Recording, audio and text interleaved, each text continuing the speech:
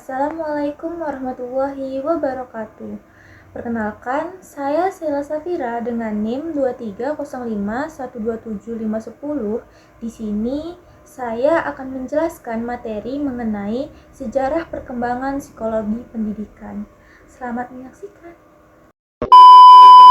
Psikologi merupakan ilmu yang mempelajari jiwa dan perilaku manusia. Dalam dunia pendidikan, psikologi berperan penting karena membantu pendidik memahami karakter, sikap, serta kepribadian peserta didik. Melalui psikologi pendidikan, guru dapat menentukan pendekatan dan metode pembelajaran yang sesuai dengan kebutuhan serta kemampuan siswa. Oleh karena itu, psikologi menjadi salah satu landasan utama dalam praktik pendidikan modern. Sebelum menjadi ilmu yang berdiri sendiri, psikologi berasal dari filsafat.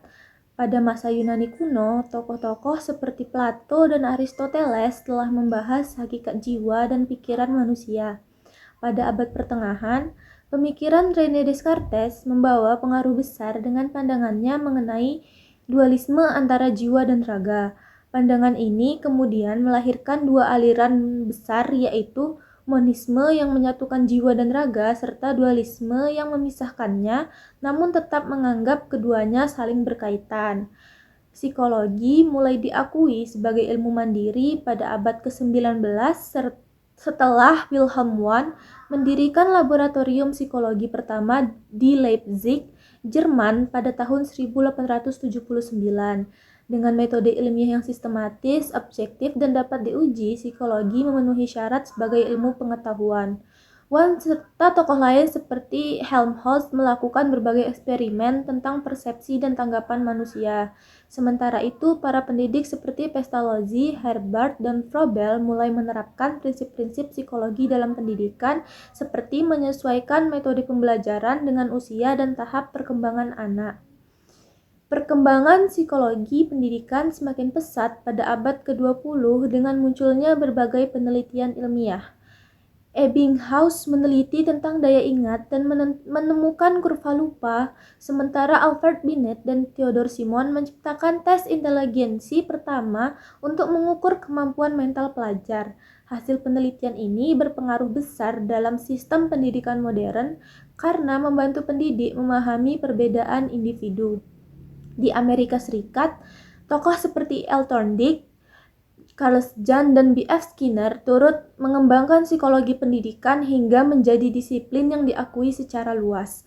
Tiga tokoh utama yang berperan besar dalam psikologi pendidikan adalah William James, John Dewey, dan Edward L. Thorndike.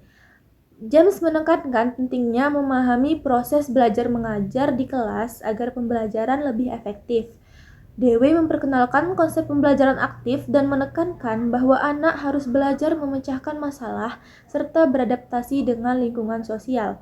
Thorndike, yang dikenal sebagai bapak psikologi pendidikan Amerika, menegaskan bahwa pembelajaran harus memiliki dasar ilmiah serta berfokus pada pengukuran hasil belajar secara objektif.